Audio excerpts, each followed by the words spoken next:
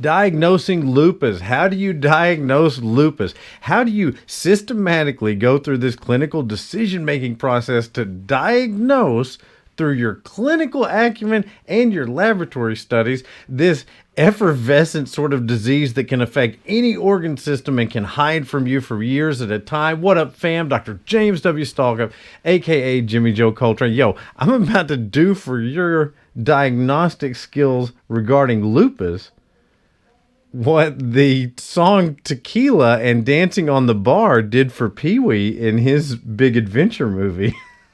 That's so stupid. I don't know. I was freestyling. Give me a break.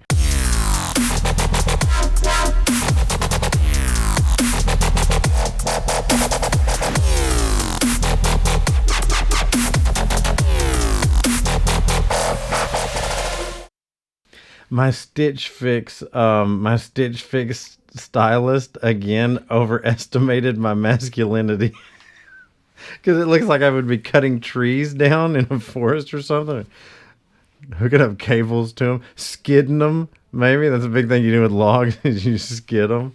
I'm not doing any of that. I'm just a regular dude. All right, let's get started. So SLE, and this is based on the everybody fire up your up to date so you get CME credit. This is the clinical manifestations and diagnosis of systemic lupus erythematosus in adults, right? So this is the up to date lupus diagnosis article. So SLE, chronic autoimmune disease, unknown cause that can affect virtually any organ of the body, immunologic abnormalities, especially an abnormal ANA, is a prominent feature of this disease. So what I'm going to do is I'm going to go through this article and do kind of a little editorial sort of review. And this topic is very good because it is perplexing and it is extremely difficult. I don't know how many quiz questions I'm going to ask today just because it's so difficult. Okay. So the issue with diagnosing lupus is that it is a very heterogeneous clinical disease. It has a variety of presentations. And the there's not really like a pathognomonic feature, right? Like not everybody has the same lab work. Not everybody has the same clinical presentation. In fact, very, very few do. The diagnosis is based on a combination of your clinical and laboratory findings, and it can be extremely perplexing. So a big part of lupus is you've got to exclude what's not lupus, right? So for example, when you diagnose diabetes, you've got to say, what is diabetes? But when you diagnose lupus, you've got to basically say what is not lupus. And so it's kind of it's like a Boolean operator problem, right? So let's talk about constitutional symptoms. Number one constitutional symptom that people with lupus have is fatigue. It's like 100% in practice. You know, the article says 80 to 100%. But fever. So fever is also a manifestation of lupus. We don't think about these autoimmune type conditions being associated with fever very much. We think about fever being a sign of infection. But did you know that half of lupus patients have fever when they present? They're presenting with these complaints, and one of them's fever. Half of them. Okay. Myalgia. Patients frequently have myalgia. They don't often have profound muscle weakness and things like that. Usually it's just muscular pain. Weight change. Weight changes are very frequent in patients with SLE. So weight loss commonly occurs prior to the diagnosis, right? And in lupus flares, you can actually lose muscle mass and strength. Now, after you're getting treated for lupus, you will most certainly gain weight because of some of the medications used, mainly glucocorticoids. And because hydroxychloroquine is used for this disease, if you stay tuned to the end of this video, I'm going to do my Trump impression. I'm going to do my hydroxychloroquine Trump impression. And I hadn't done it since the election. I don't know if it's going to hit the same. Click like, click subscribe. Okay. Arthritis and arthralgias occur in over 90% of patients with SLE. Often one of the earliest manifestations. Arthritis with demonstrable inflammation occurs in 70% of patients and is migratory, polyarticular, and symmetrical. So, Doogie Howser, why do I not like that SLE has symmetric polyarticular arthritis? Why do I not like that?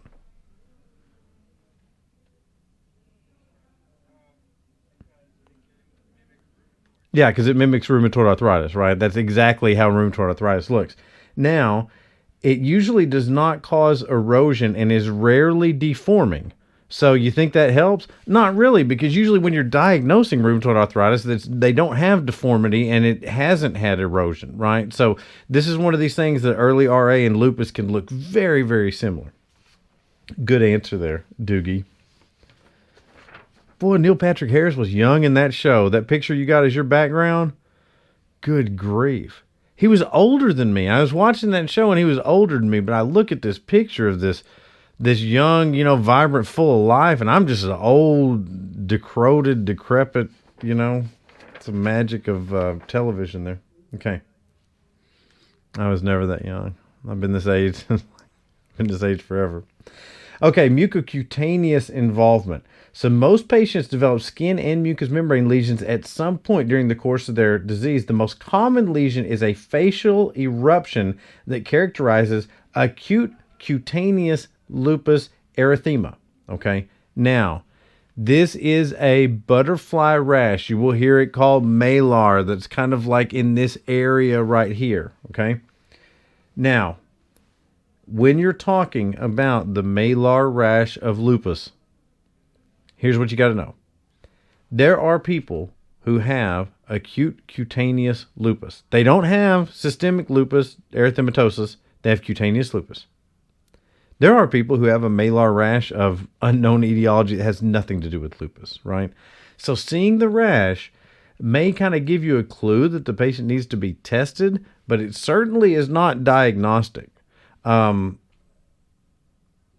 does give you a nice area to biopsy. We'll get into that kind of later on. But photosensitivity of these skin lesions. The lupus, cutaneous lupus, is very photosensitive. And here's a pro tip. Sunlight and UV light can actually provoke systemic flares of lupus. Okay, not just the cutaneous flares. It can provoke systemic flares of lupus. Okay, many patients develop oral and nasal ulcers, which are usually painless. They usually don't hurt, but they'll develop oral and nasal ulcers. Let's talk about cardiac involvement. Boy, this is a tough one. Who am I going to ask this one to? Taylor Swift. Taylor Swift. Hard for me to believe that's your real name. I think you're camouflaging your identity for the YouTube video. That's fine. What is the most common cardiac involvement of SLE?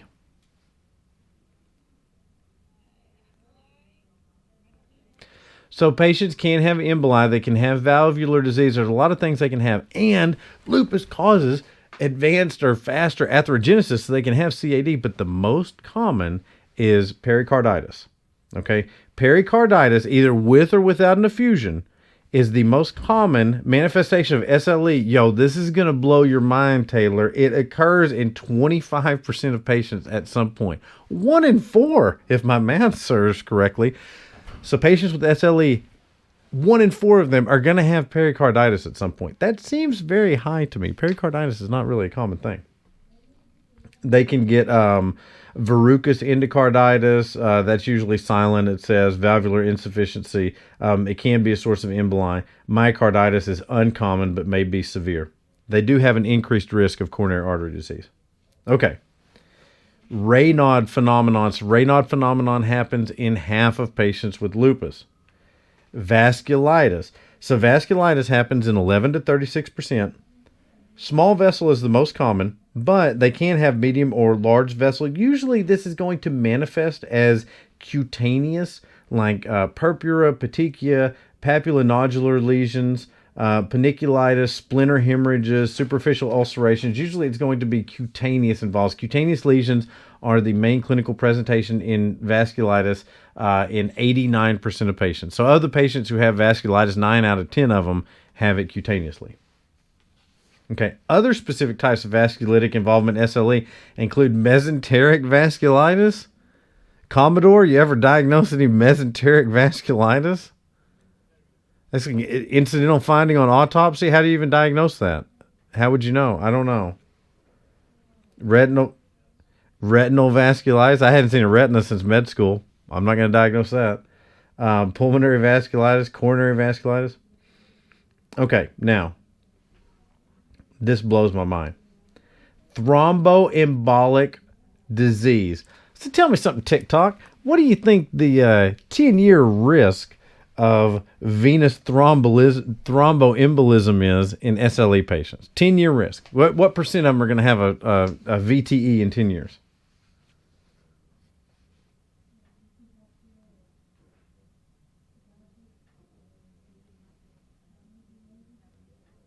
Ten percent. 10%, pretty high, right? 10% likelihood of having a VTE, 26% risk of having an arterial thromboembolism. That's kind of odd. This is the first time I've seen that triple the rate of VTE for arterial thromboembolism. So just think now, this is because of the not dysregulation. What am I thinking? It's because of the abnormal antiphospholipid syndrome that's associated with lupus that affects the way the blood actually coagulates. Okay. Now, renal involvement is clinically apparent in about half of patients with lupus. Is a significant cause of morbidity and mortality. I can remember when I was at UAMS in Little Rock, we'd do rounds and there was like all these young women with lupus nephritis and just terrible kidney disease. Just, end stage, just awful. It was very, very sad. It hurt my heart to see that. Clinical presentation of lupus nephritis is highly variable. And this is another thing that kind of sucks, to be honest with you, because not only can, half of them have lupus nephritis, but the presentation of lupus nephritis is a spectrum that ranges from like nothing, like a little bit of microalbumin, all the way to terrible renal disease, right? So it's variable. It ranges from asymptomatic hematuria, asymptomatic proteinuria, nephrotic syndrome, rapidly progressive glomerulonephritis with loss of renal function. Some patients obviously also have hypertension. Pulmonary involvement. During the course of the disease, many patients develop pulmonary involvement with SLE. Pleuritis, pneumonitis, interstitial lung disease, pulmonary hypertension, shrinking lung syndrome. Never heard of that before. It's in the up-to-date article. Every once in a while, I wonder if the editors just throw some nonsense in there to try to get me. Never heard of that. Shrinking lung syndrome and alveolar hemorrhage. Respiratory symptoms must be distinguished from infection, and particularly in patients on immunosuppressive therapy. So this is a problem. You have patients with lupus that can have fevers, that can have all of these findings, and guess what? They're also immunosuppressed, so they're more likely to get infections. Neuropsych involvement. Now, this is something I didn't really know that much about. Cognitive dysfunction, organic brain syndromes, delirium, psychosis, seizures, headaches, and peripheral neuropathies can be caused by lupus. You have to have a very high index of suspicion to be seeing a patient with psychosis and think, I wonder if that's lupus. I cannot imagine. I mean, that's, but it is there. The problem with this disease is it can affect all these different organ systems, and it's not predictable. And it works different in everybody. Okay. So leukopenia is common in SLE. So leukopenia, low white blood cells, happens in about 50% of patients with SLE. They also have anemia. They also have thrombocytopenia, right? So these are kind of blood work findings. Lymph node enlargement commonly occurs and usually involves the cervical, axillary, and inguinal regions. Any structure of the eye can be, it's like an infomercial. It's like, wait, there's more. Any structure of the eye can be affected by lupus, with keratoconjunctivitis sicca being the most common manifestation. It's like a secondary Sjogren's syndrome. Other less common manifestations include optic neuropathy, choroidopathy, episcleritis, scleritis, anterior uveitis, right? So all of these things, that could be a manifestation of lupus. I can't imagine seeing a patient with scleritis and that, and it clues me into lupus. But I guess the reason that I wanted to include this talk is it's so diverse in the way it presents. We all probably need to be on our A game in thinking about it and considering it as a diagnosis. I remember in residency, people would say, could it be lupus? All the attendings say, could it be lupus? And I think what they were trying to do is like put into our minds that it could be lupus or to have a high index of suspicion. Okay, now this is kind of a weird one. So y'all may have heard of HAE, hereditary angioedema. I've never seen a case of it, but it is a defect in the C1 inhibitor. It is associated with lupus. So patients with HAE probably have a higher incidence of lupus. Next up, fibromyalgia. So patients with lupus, as well as several other rheumatic diseases, have a higher prevalence of fibromyalgia than the general population. Does it cause it pathologically? Is there something about lupus that makes people have fibromyalgia? No, it's just associated in slightly higher incidence. Okay, osteonecrosis. The estimated risk of osteonecrosis, which can present with severe joint pain among patients with lupus, varies widely, ranging from 3 to 40%. So, Mama D, can you think of anything about the treatment of lupus that may lead to osteonecrosis?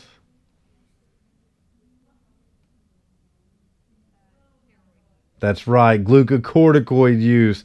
Use a lot of steroids. These patients are exposed to a lot of steroids.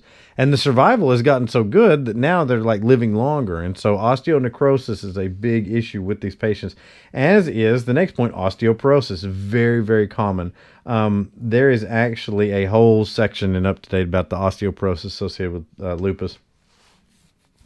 Serious infections develop in 50% of patients with SLE. We would believe that. Now, let's talk about the history and physical examination. So, this is what you should look for when you're talking to a patient. You know, some things I like in medicine, like fish hook in the finger, like fish hook in the finger does not require extensive history, right? Like, what kind of hook is it? Well, fishing for bass, that's a 3.0 Gamma Cats or whatever, doesn't require big history. But history is crucial in this. We almost, you know what, Commodore, I think we ought to develop maybe like an auto text for this or something. I don't know. Might be something to think of. That'd be cool if we did like an evidence-based documentation to go along with this. Okay. Here's what you should look for in your history and physical. Constitutional symptoms: fever, fatigue, lymphadenopathy, weight loss. Malar rash, photosensitive skin lesions. Painless oral or nasal ulcers. Hair loss that is patchy or frontal peripheral. Raynaud phenomenon, remember that happens in half of them. Joint pain or swelling, which can be migratory, can be symmetrical.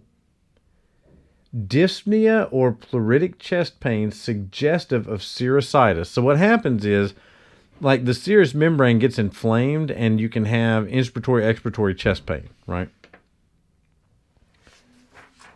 Chest pain suggestive of pericarditis. That's the one where they lay up and down and the chest pain changes depending on whether they're vertical or laying down. One of them makes it worse, one of them makes it better. I don't know. Put an answer in the comment. Or leave a comment if you know, or put an answer in the chat. That's what I'm looking for, chat. Lower extremity edema, neurologic symptoms such as seizures or psychosis, recurrent miscarriages. So this is interesting. There's a much higher rate of miscarriage in women who have lupus, and ostensibly that can kind of lead you to that diagnosis if you have a person who is getting, and I think they do antiphospholipid antibodies when they do workups for recurrent miscarriage, I believe. Don't quote me on that. That's not in the article. I want to present evidence, not, what my brain remembers. Now, exposure to medications associated with drug-induced lupus. Boy, the whole drug-induced lupus is really kind of a weird thing, because drugs that cause lupus, when given to people with lupus, don't worsen the lupus. It's like an independent lupus. It's like you're getting a separate lupus. Yo, if you get a drug that causes lupus, it's a separate lupus. It's like, I don't know what it is. It's like a transdimensional lupus. It's not like regular lupus. It's like regular lupus, but it's not associated with it. I don't know. It's very odd. Complete physical examination. Once again, you're looking for skin lesions, alopecia, oral nasopharyngeal ulcers. You're looking at the arthritis. You're looking at decreased or abnormal breath sounds that may indicate a pleural effusion. Yo, if you can hear a pleural effusion, you are a better doctor than me. Props to you.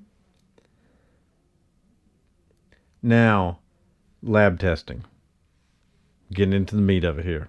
It's a big one. Lab testing. Tell your friends. We obtain the following routine laboratory test: CBC and diff, leukopenia, a little bit of anemia, thrombocytopenia, right? A BMP, Look and see what the kidney function is, right? Do they have elevated creatinine?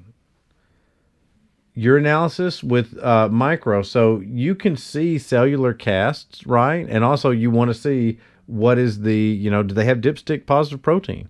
Also helpful, microalbumin to creatinine ratio, protein to creatinine ratio. That can help identify this. Because remember, they can have asymptomatic hematuria or proteinuria. Serum protein electrophoresis may demonstrate a hypergammaglobulinemia that is suggestive of a systemic inflammatory process. I'm just going to put that out there in the parking lot. I don't know what to make of that. I don't know if that is suggesting to get a serum protein electrophoresis on patients with nebulous signs and symptoms that might be lupus.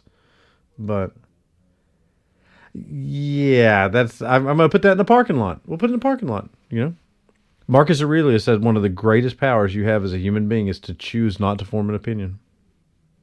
So we're going to exercise that power. Okay, in addition to those labs, this is what the editors recommend doing, right? So this is their expert opinion.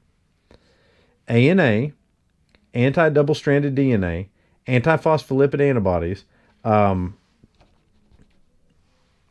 and IgM, anti-beta 2 glycoprotein. These are commonly referred to as GP. C3 or C4. C3 and C4 or CH50 complement levels. ESR and CRP. And then the protein to creatinine ratio, okay? Now, if the ANA is positive, we're usually going to do a lupus panel. And what the editors state here, I believe, is the same one that we order through LabCorp. I believe so, because I just ordered one the other day. Anti-double-stranded, so this is kind of the lupus panel. Anti-double-stranded DNA, anti-Smith, Rho-SSA, LA-SSB, and U1-RNP. Okay, these are kind of the next level. That's the lupus panel. Now, this is where it gets difficult, and you may remember from the RA, lecture that nothing's 100% in this. We talked a little bit about lupus and RA. Anti-double-stranded DNA and anti-Smith antibodies are highly specific for SLE, but they're not sensitive. So highly specific means if they're present, that kind of suggests that you have lupus, but they're not often present, right? Anti-double-stranded DNA is found in 70% of patients with lupus. Anti-Smith antibodies are only seen in 30%, right? So if somebody has an anti-Smith antibody, strongly suggests that they have lupus, but that's only present in 30%. So if they're positive, they tell you something. If they're negative, they don't really exclude anything, right? Anti-Rho-SSA and anti-LA-SSB antibodies are present in about 30 and 20% of patients with lupus. So again, not present. I mean, we've got some sensitive, we've got some specific labs here that aren't positive in the majority of patients. Anti-U1-RNP antibodies are observed in 25% of patients with SLE. These are also observed, and this one sticks out in my mind because these have high levels in patients with mixed connective tissue disease. So that anti-U1-RNP may have value if you're trying to figure out if the patient has mixed connective tissue disease rather than lupus. Or you send them to a rheumatologist, which is probably what's going to happen. But for the sake of this lecture, I'm going to give you the whole thing. And just, file it away somewhere. Now, let's talk about rheumatoid factor and anti-CCP. When we're trying to figure out if it's RA or if it's lupus, we have a couple tests we can do.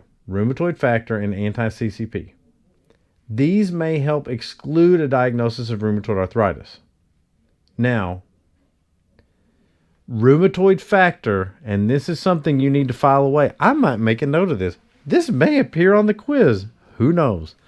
Rheumatoid factor is positive in a third of patients with lupus. So anti-CCP can really help you differentiate rheumatoid arthritis from lupus. But rheumatoid factor occurs in a third of the patients that have lupus. So both of those are beneficial. Don't get me wrong. Both of those are beneficial. But anti-CCP is much more beneficial than rheumatoid factor because rheumatoid factor is positive in a third of patients with SLE. Okay. 24-hour urine. So if patients have elevated protein to creatinine ratio, you do want to do a 24-hour urine. Who are these people hanging outside my door? These are like shadows outside my door. What's going on there? It's like a horror movie. If somebody comes through there with a butcher knife, y'all tell me. Okay. Additional testing in selected patients' biopsy of an involved organ such as skin or kidney is necessary in some cases. So rashes get biopsied. You know, like these malar rashes. I don't usually biopsy skin on the face, but these malar rashes, you know, the biopsy can actually help quite a bit. Okay, now classification criteria. So there are, and then of course imaging. You may need imaging based. You know, if somebody has renal involvement, you may do an ultrasound. If somebody has chest pain, you do an X-ray, you do an EKG. I'm not really going to go into that because that's kind of logical. It makes sense. Classification criteria. So there are diagnostic kind of classification criteria, sort of like the ACR used to have for fibromyalgia, where they have all these little things that they can meet. And I think these are good to use. You probably want to use these at the point of care. I'm not going to be able to read through them and then you remember what they are because they exceed the ability of human beings' cognition. Okay. So the diagnosis of SLE is based upon the judgment of an experienced clinician who recognizes characteristic constellation of symptoms and signs in the setting of supportive serologic studies after excluding alternative diagnoses. Now, don't take somebody with symptoms and just send them off to rheumatology because there's a massive wait for rheumatology because command economies always result in shortages. And we can talk about that in a separate lecture. But it's very hard to get into rheumatology. So don't just take somebody who has symptoms and send them to rheumatology because if they have RA, you need to start treating them, right? So what we're going to do is we're going to do a laboratory investigation. We're going to have a good basis for why we're sending them to rheumatology. And then we're going to say that in the referral. We're going to tell them why we're sending them. Now, there is such a thing called ANA negative lupus. They used to think it was 5%. It does look like it's a lot lower than that now. So ANA negative lupus does exist, but it looks like 99% of patients with actual SLE are going to have positive ANAs. Okay, so I don't think you need to go looking after that too much. Okay, differential diagnosis. We're going to talk about some conditions that may mimic SLE. Rheumatoid arthritis, we already talked about that. Lupus. Care Bear, you ever hear of lupus? Never heard of it? You don't even have to go off on mute. You shake your head. Never heard of it? I hadn't either. Lupus, R-H-U-P-U-S. The term lupus has been used to describe patients with overlapping features of SLE and rheumatoid arthritis. Whether lupus is clinically and immunologically a distinct entity, a true overlap of SLE and RA, or a subset of patients with SLE remains a matter of debate. So if y'all want a good debate, jump into the lupus debate. Mixed connective tissue disease, characterized, it looks like SLE, a little bit like systemic sclerosis, a little bit like polymyositis. High titers of antibody against U1-RNP. Okay, U1 ribonuclear protein has high titers in mixed connective tissue disease. So there you go. That's what you need for your boards right there. Systemic sclerosis. The coexistence of Raynaud phenomenon and gastroesophageal reflux is typically observed in systemic sclerosis, but this can also happen in SLE. The things you got to look for systemic sclerosis that can separate it: sclerodactyly, telangiectasias, calcinosis, malignant hypertension. Right? These are things that do, and malignant hypertension, that occurs in 1 in a million patients. So I don't know that you need to look for that too much, but you know, these other things, especially the sclerodactyly, telangiectasia, calcinosis, when you couple these with these other findings, such as reflux, Raynaud's phenomenon, that more strongly suggests systemic sclerosis. Sjogren's syndrome, they should have carotid conjunctivitis sicca and xerostomia. Salivary gland biopsy is done to identify Sjogren's some of the time. So Sjogren's can be very difficult. You know, if they just had Sjogren's signs and no other clinical manifestations of lupus, it'd be hard to say that that's lupus. But, you know, once again, it can be difficult to differentiate. I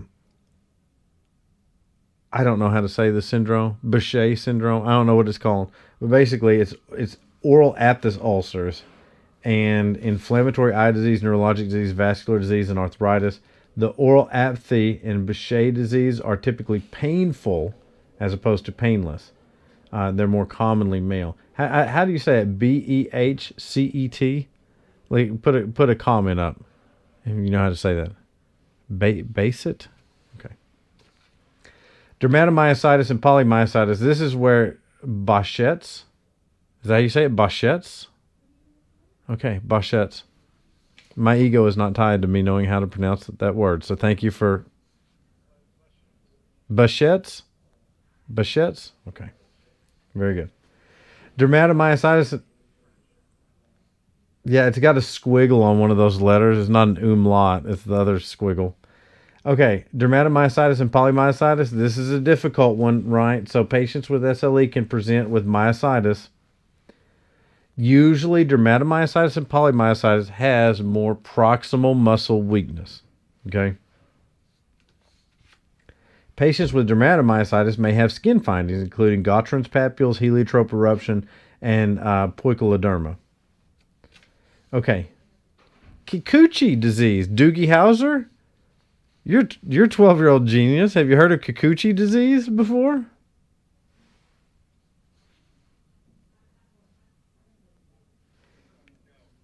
Well, let me tell you what it is.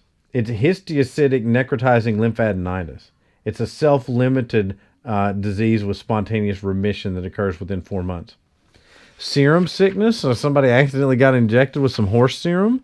That could mimic it. Viral infections, Epstein-Barr, right? CMV and Epstein-Barr can mimic lupus. And then multiple sclerosis. So this is kind of interesting. Multiple sclerosis can really trick you, right? This is tough. Patients with SLE can present with cranial neuropathies that must be distinguished from multiple sclerosis.